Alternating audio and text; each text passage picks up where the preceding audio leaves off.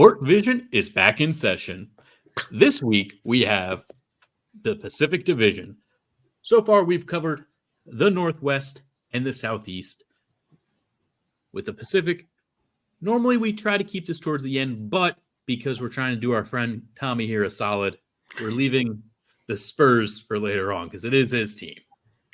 We try to keep the spice towards the end, but hey, sometimes you got to help a brother out. Anyway. Or in this case, a cousin. We got the Pacific. For those of you who are wondering, that's Golden State, Phoenix, Lakers, Clippers, and Kings. No particular order that those were set in. We're going to go in the Kevin order, though, because that's how I have it here. So kicking things off, we got the Golden State Warriors. Kevin, why don't you give us your picks? Okay. I have the Golden State Warriors tied at the bottom with 36 wins. I do not have any confidence that this group, as currently constructed, can sniff the playoffs, let alone win another title. You saw Klay Thompson depart, and that can't be a good sign. And I didn't see enough from the ensuing acquisitions for them to make up the difference of whatever difference they had left. I think this core is getting older faster than you can say Bob's your uncle, and this team is going to struggle mightily. That's fair. Tommy? Yeah, I'm in the same boat. I mean, we've seen old cores go far in the past. I mean, look at the 2014 Spurs as a good example. But this team ain't exactly looking like anything exciting. When the best you have to say about your team is an age Steph Curry, that's a bad sign. What do you have record-wise? Oh, sorry. Yes, 35-47. Okay, so you're lower really low on them. Yeah, I have them in last as well. Hey, I'm good. Do you want to go, or can I go, Mongo? Go ahead, Gilroy. I got your back. I got them at 42-40. I have them above 500 still. This team is still Steph Curry, and they will, if they're struggling, they will make a move.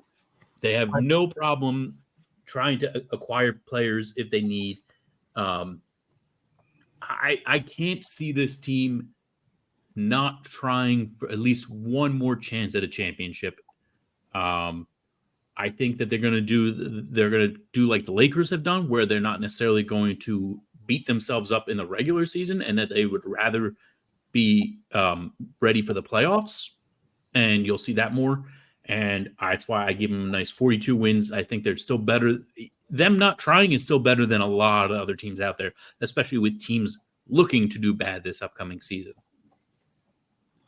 Gilroy, I couldn't agree more. I have them at 42-40 as well. And I'll tell you, Kevin, the one thing you said there I completely disagree with is the pieces they brought in, being able to offset. I mean, what was Klay Thompson? I mean, he was threes. And he was great because he could guard the 2 or the 3, right? He was a defensive, really underrated, quite a beast. But he could guard or forward. So what do? You bring in Buddy Hield, that's a checkbox for the 3s. You bring in DeAnthony Melton, there's your defensive guard, and you bring in Kyle Anderson, there's your defensive forward. Yes, it takes 3 guys to make up what Klay Thompson does, but A, he's a future Hall of Famer. It should take multiple guys. And B, it's not like this team was particularly deep. Who cares if you need more guys? The whole argument against the Warriors for years was, do they have the depth? Well, they went out and got deeper, so their biggest knock gets resolved while also replacing Klay Thompson. You know that Trayce Jackson-Davis is going to show improvement. We saw good moments from Pods last year. He's going to get a chance to be an offensive splash brother, basically filling in for Klay. Kuminga is continuing his development, so you got some, youth from the interior, or from the inside, I should say.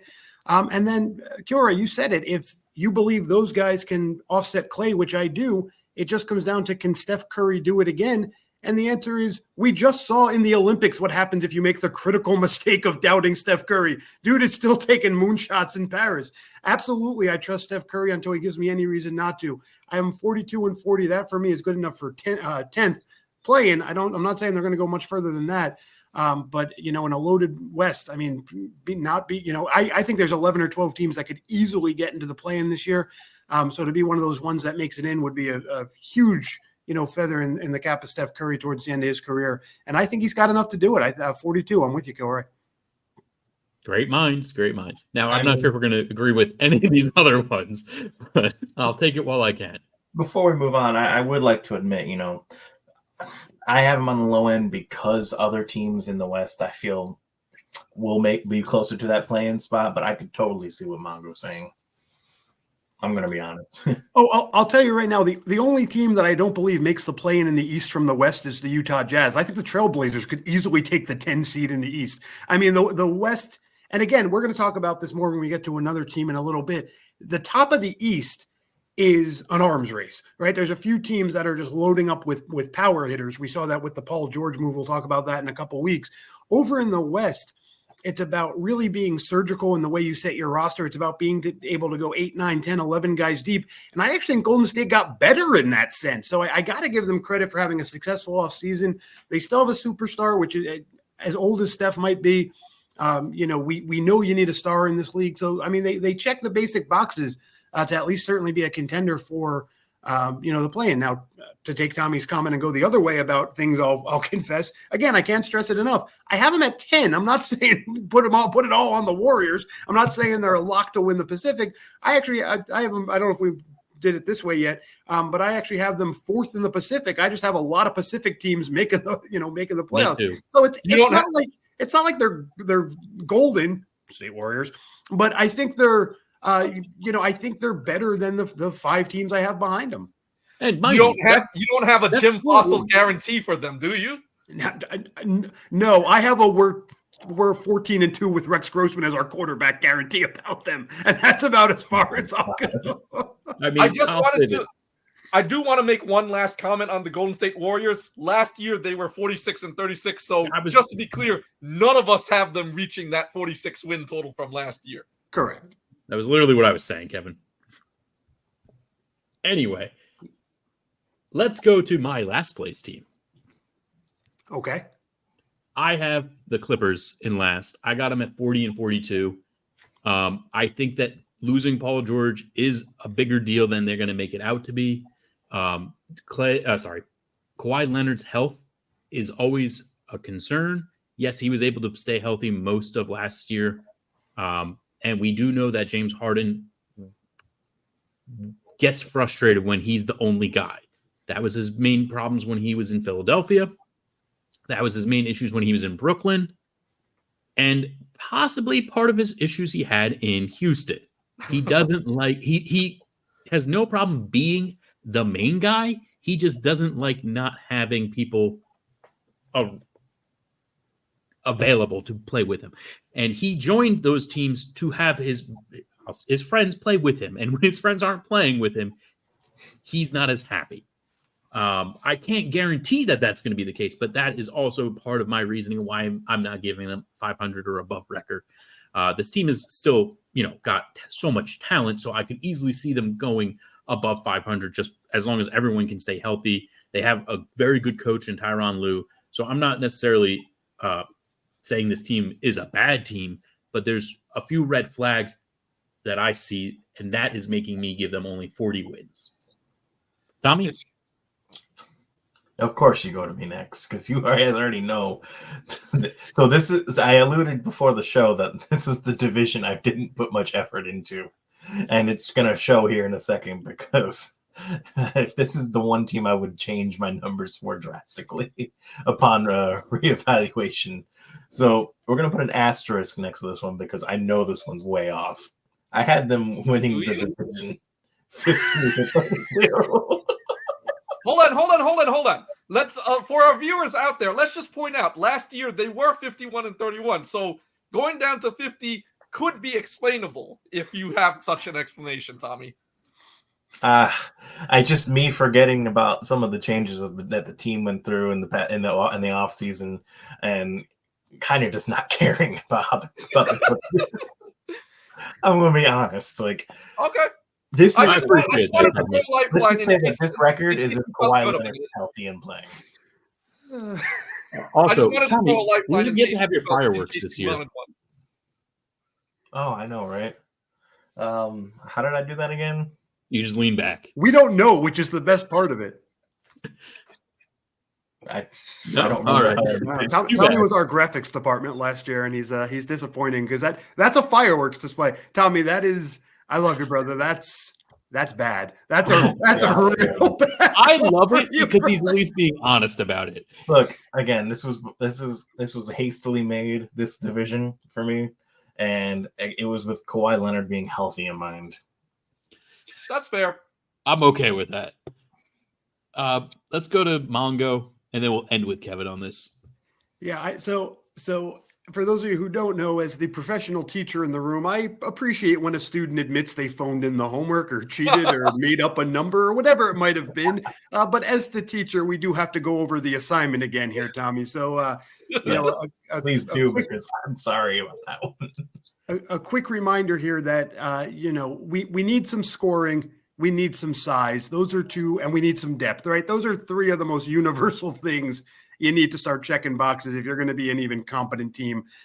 So, you know, Daniel Tays and Mason Plumlee leave the bench here and they get replaced by Mo Bamba. Not only are you giving up two big, you know, household backup names to get one slightly more questionable.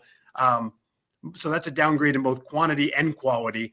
You're losing Paul George, which is a no-brainer, and you're replacing him with just a who's who of possible defensive hang on for dear lives. Chris Dunn, Nick Batum, Derek Jones Jr. But again, you need scoring, right? What do we say? Size, scoring, depth. You know, even if you want to make the argument, if you're one of the last, I don't know how you can be anti-Russell Westbrook in terms of personality after last year where he willingly benched himself to try and make this team better. But even if you want to try and admit that, even if you want to try and play the chemistry card, they brought in Kevin Porter Jr. What the guy is one of the biggest mental question marks in the league. So they did. It was one of the worst off seasons I remember in recent history. This thing is atrocious. And as far as I'm concerned, they're actually my new Wizards. I wanted to give the rest of the teams we haven't talked about yet more wins today. So without thinking, I just started pulling from the Clippers. I almost have them losing to the Trailblazers at this point. I have them 5th in the Pacific. I have them 13th in the West, and I have them at 33 and 49. And if you told me I had to take away more, I wouldn't even be mad about that. You know what? I could listen to you rant about this for hours. It's a bad team. I hate what the Clippers did. I'm sorry. All right, Kevin. I don't like what the Clippers did either. I'm not necessarily as harsh as Mongo, but I'm almost the same way. I've got them at 36 and 46, and to break the tie, I have more faith in the Warriors over the Clippers. So the Clippers will be my last place team in this division. Just so you know, I've just not been a fan of.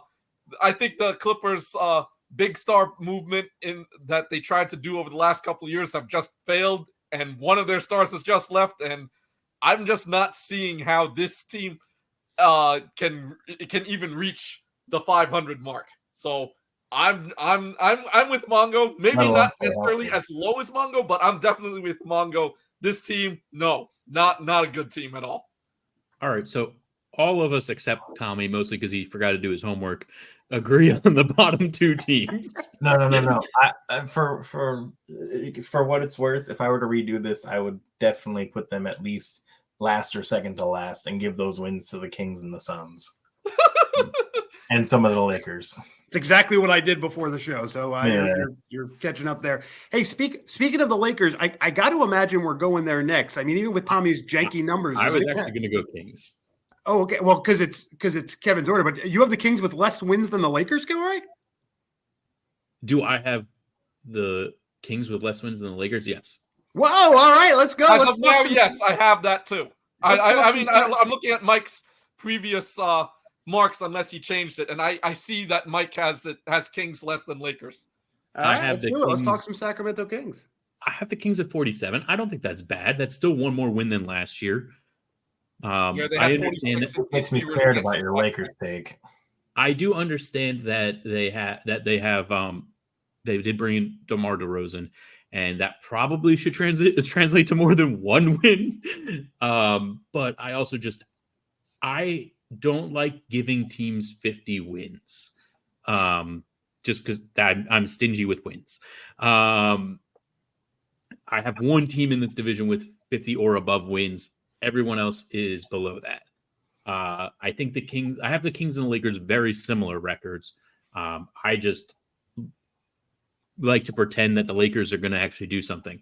But back to the Kings, I don't know. I can easily see this team getting to 50 wins.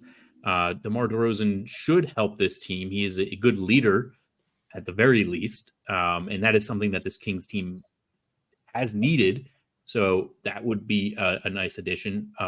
Fox is always a dangerous player. Domantas Sabonis this is going to be his second full year with them. I think check that out, Kev. It might be 3, but either way, the point is there's still a growing core, right? I think that's the point you're going for there. So, I mean, this team, I don't see a reason that this team would be below 75 wins. I'm sorry, 45 wins or 75, but below 45 wins. So, and they had 46 last year. I definitely think this team should improve. The West is still tough. So I think 1 win is sufficient. Obviously, I can see them going anywhere above that. What about Kevin? Yeah, nice. Sorry, I was nice. typing in the notes. Yeah, nice, Kilroy. Test the guy with an assignment and then call on him. Real Okay, nice. first of all, since I'm talking, Sabonis is starting his 3rd full season with Sacramento, which is the note I was trying to type when Kilroy suddenly posted to me. All right. Just so you guys know, you can improve as a team and still have less wins. I do believe that the Sacramento Kings will be a better team with DeMar DeRozan, but the West is still tough enough. And last year they had 46 wins. I still see a world where it's possible they could drop in wins and still be a better team. I have the Sacramento Kings being at 42 and 40, second place via a tiebreaker in this division. And I do think DeMar DeRozan will have something to prove, but I do think there's gonna be some unexplained losses along the way, and I just don't know why.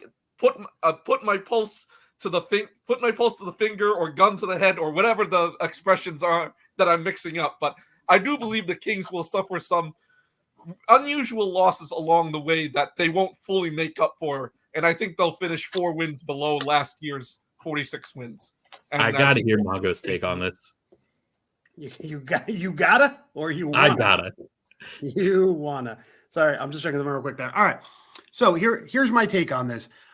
Kilroy, I'll start with you. I agree completely with what you said. 50 to me is a dangerous number. And after diving deeper into the Kings, I actually changed my original number to get them to 50 to honor what I think was, if not the best offseason, easily the most criminally underrated offseason this year. Because I think we all agree DeMar DeRozan. Oh, yeah. Anyone would want him, right? A great addition to add to a team there. But think about what happened here. DeRozan in, Harrison Barnes out as basically the veteran 3 on this team. And the thing about that is the one big knock you can make about losing Harrison Barnes. Like, what's the worst part about losing Harrison Barnes? The dude has not missed a game in the last 2 years, 82 games the last 2 seasons. The big knock you can make against adding DeRozan is the lack of threes for an offensive player, right? Well, Harrison Barnes, not really a threes guy either. And DeRozan played 79 games last year.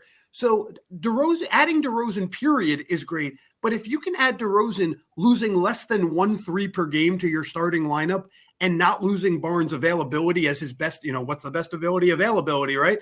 That's incredible that the Kings were able to find this fit, get DeRozan there, and make this work. And that's the thing about this King offseason. It was so surgical. They just took guys who just didn't quite make sense and replaced them with just better versions. I mean, in terms of what Barnes does and doesn't do, DeRozan is just a better player who does the same things. And in terms of, Davion Mitchell never really fit here. So they move on from him and they bring in Jordan McLaughlin, who might not be as high of a ceiling as Mitchell, but is a truer backup point guard. And Chris Duarte never fit in. So you bring in Jalen McDaniels, who might as well be Chris Duarte. They're the exact same dude. It's the guy they wanted all along, but maybe somebody who understands the fit, the culture, his role as a 9th, 10th man a little bit better. They just went out and replaced the pieces they liked with guys who hopefully can do better than the pieces who weren't really fitting in. And I really like that. And I see a comment here. Kevin points out that DeRozan's, been 33% from three, and he doesn't take a whole lot. Neither did Harrison Barnes, though. And in fact, Harrison Barnes, actually, if you look at Basketball Reference's projections this year, is projected to have the highest number of three-point attempts he's had since he was on Dallas. He's a bulk offensive guy, suggesting Sacramento might have not even been using him fully correctly or the way Harrison Barnes wants to be used. So again, just further to what I'm saying, they got rid of guys who might not be perfect fits and bring in those guys. Because remember, DeRozan's not there to try and shoot them back into a game that they're down 25 points in. That's why you re-signed Malik Monk and gave him all that money. You're looking at DeRozan to be that guy who has a plan F, plan G, plan H, plan X, plan Z in one of those games where you just keep kind of going back and forth between down 3, down 8, down 2, down 12, and you just need to finally get over that offensive hump, right? Because if you have a lead, Sabonis is going to play very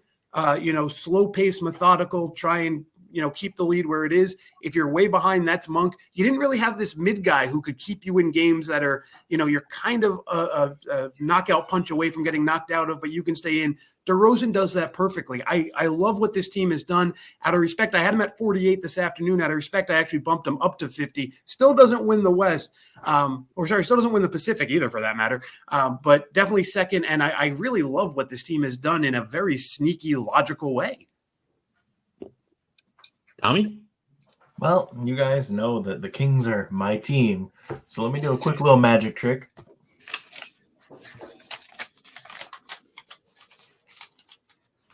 The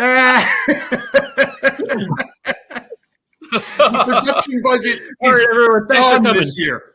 Remember, like, share, subscribe, comment down below why what Tommy just did was the best. Okay, so I have them going 48 and 34. DeRozan is going to be an improvement for this team, in my opinion, for all the same reasons Mongo mentioned. Honestly, if I with the changes I would make to the Clippers, I would probably give some of those wins to the Kings and have them win the division, in my opinion. But I also have some. I forget what I was going to say. It's okay. Or we'll leave it at that. All right. So all of us are relatively close except Kevin. But you know what? I don't actually fully understand, but it's okay. We all don't have to agree. Yeah, and I will say this: there's definitely a yin and a yang to the West this year, where I think there's kind of, in my opinion anyway, there's kind of an obvious top 4 or 5. There's a bottom couple, and then there's that middle of the pack that we're all going to have a little bit of disagreement on. And again, I don't want to spoil our show in a couple of weeks where Tommy takes over the Southwest for us, but like if you're high on the Rockets, you're probably lower on the Kings, right? There are those mid teams that are going to kind of sort of balance out each other. If you're higher on the Pelicans, you're probably lower on the Kings or the Rockets, right? That middle of the pack is going to be real. What's your preference? I'm a little bit lower on the Rockets and Pelicans than Vegas might be. So I'm a little higher on the Kings than Vegas might be, right? That middle of the pack is sort of debatable. And I don't fault anybody, who just has a different preference. I just really think, again, the Kings are where the Magic are this year, in that they didn't do a whole lot to change their roster last year, and they saw regression if they didn't do something. And so now they went out, they took a good team, they tweaked it, and they made it even better. And that's why I think of those mid-tiers, I'm just higher on them than the rest. Fair enough. Tommy, give us your Lakers. Oh, I have no faith in this Lakers team. I don't care how good LeBron was in the Olympics. The Olympics are one thing. An 82-game season is different.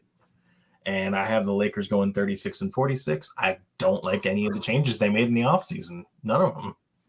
They tried multiple times to get a DeRozan, to get literally anybody, and it didn't pay off. And I don't think this team is any better than it was last year. They had 47 wins last year, just to clarify. That's what I mean. I don't think they're any better. I think they're worse. But you're docking them 11 wins. Yes. Okay. Kevin, where are you? I feel like out of the three of us, Kev, you have to be closest to Tommy. So let's see if we can play Price is Right style here. Kevin, where are you at? I have them at 42 wins. There you go. Okay. However, I have the Kings beating them out on a tiebreaker. Of That's course. fine. Basically, similar reasoning to Tommy. I don't believe that the Lakers did anything this offseason to improve. I think the difference is I do respect that LeBron might be able to win a few more games by accident just because he's LeBron James and he's good enough to still do that on occasion. So I don't believe they're going to have an 11 win drop from last year, but I definitely see a 5-win drop from last year. 42-40. And last year they were 47. Just take a moment to acknowledge that Kevin said something positive about LeBron James. You've come a long way. We'll keep sending you bobbleheads. So No. in my defense, real quick, it's a lot of that. It's just mainly due to me giving the wins to other teams in the West. Yeah, I mean, let's put it this way. If you have other teams in the 50s or 60s, those wins have to be taken out from somewhere. So that's fine. And I could totally see the Lakers winning over 40 games. They're the team I kind of went to take teams away from. Yeah, I take no exception to that whatsoever. Yeah, I'll be real quick here because I lump them into that same group I just talked about. If you're higher on the others, you'll be a little lower here. But it's I mean, there's nothing to talk about here. It's Spencer Dinwiddie out. It's Dalton Connect in. It's still LeBron freaking James. I put him at 45. I think they'll do about the same. He's a little older. Give him a couple more losses or a couple more days off. 45 wins. I do have him making the higher end of the plan. I have him as the 7 in the West, which is good for third in this division. And I just, again, if you're a Laker fan out there pissed about this, I wouldn't panic. I think you should expect that at this point. I also, my weekly reminder, right, everybody, what do I say every week? This is not a power ranking. This is the stupid win-loss game. Just because he has 45 wins doesn't mean I wouldn't in a heartbeat bet on him in the playoffs, right? He's still LeBron James. But for right now, 45 is all I'll give him. I was generous. I've actually gave them one more win from last year. I have them at 48 wins. Do I That's the think Bronny that effect, guys. That's the Bronny effect. well, first off, I actually think Bronny is a bigger deal than you are giving him credit. I don't think he's necessarily going to impact them as a team in the sense that he's going to put up stats or anything. But I think him being there might give LeBron extra motivation, especially for the games that Bronny does play with him. But I don't think that's not why I'm giving him an extra win.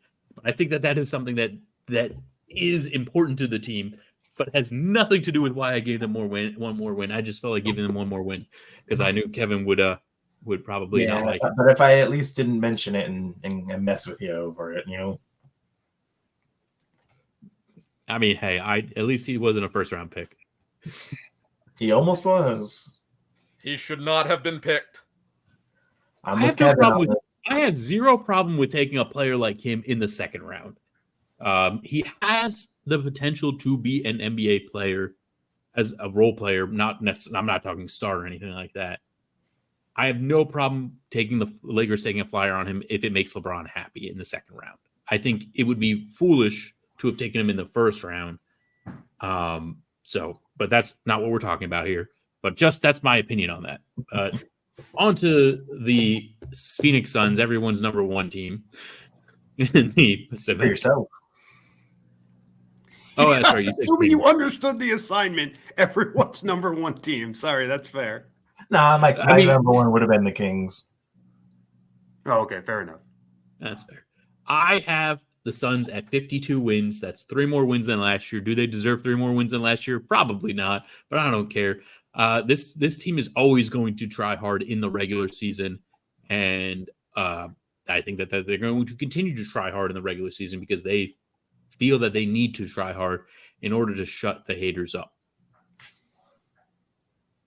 Yeah, if they don't deserve 3 wins, it's because they deserve 2 wins. I have them at 51. I'm right there with you, Kilroy.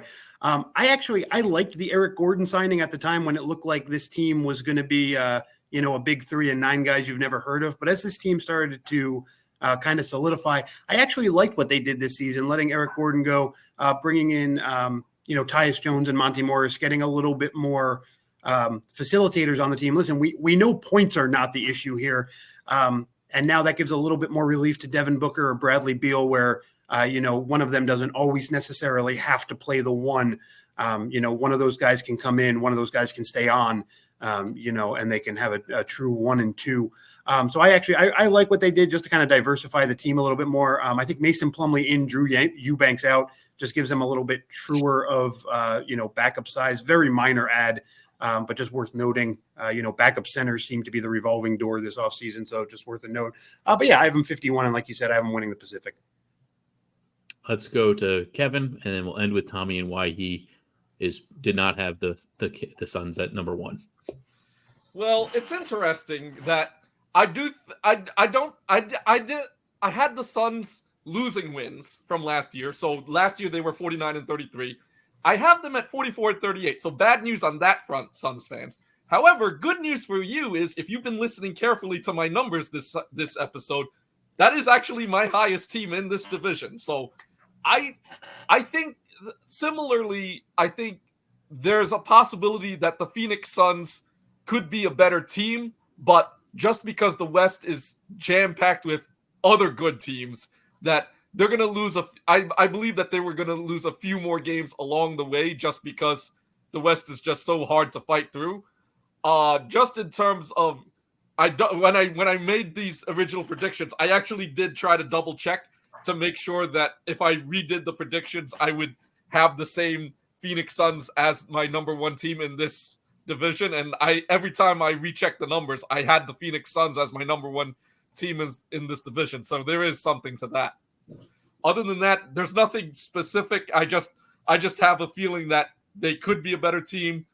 They'll just lose a few games accidentally just because of the tough competition in the West, especially to like big teams like the Timberwolves and the Thunder, but they'll have enough, I believe, to take this division outright. And not even a tie, as Mongo loves my ties. Fair enough. All right. Tommy, take us home. Okay, so I don't have him winning, but I initially had him at 47 and 35. Again, taking wins from the Clippers, I'd probably bump him to 50, to be honest. But, I have no issues with this team. It's just I put the Kings higher, that's all. All right, there's nothing wrong with that. I'm just busting you about it. Yeah, I know. Honestly, it could go either way for me. I mean, the Suns could easily I'm looking at how last year went and how they lost. I mean, yes, they've changed since last year, but some of the losses they lost to a Spurs team they had no reason losing to, 2 games in a row. I have faith in the Suns team, but there are definitely cracks in the armor, if you will. Fair enough. It's worth noting, if we're going to sit here and give the Steph Curry effect and give the LeBron effect, and we talked 2 weeks ago about, the Jokic effect, you got to mention KD here and, talk about, I think current history, we'll see what revisionist history does in the future, but we don't give him credit for those Warriors championships. He joined a championship already in progress. And, we forget how he was a big toenail away from beating the Bucks that one year. And the same way, I have no reason. The Lakers have LeBron. I have no reason not to just let the train, stay on the tracks. Same thing here. Phoenix has KD. Why wouldn't I like them to be, towards the front of the pack all year? He's never given me a reason not to believe that. And so again, to Kevin's point, your numbers, mileage may vary. Your numbers may be different, but I think there's no reason not to believe that Phoenix can't, set the pace out there in the West, at least in the Pacific. And I will say this as well. Until we start seeing declines from these two guys in these 3 guys, LeBron, Steph, and Kevin Durant, it's going to be hard for me at least, and apparently Mongo as well, to really dock wins from these teams like that.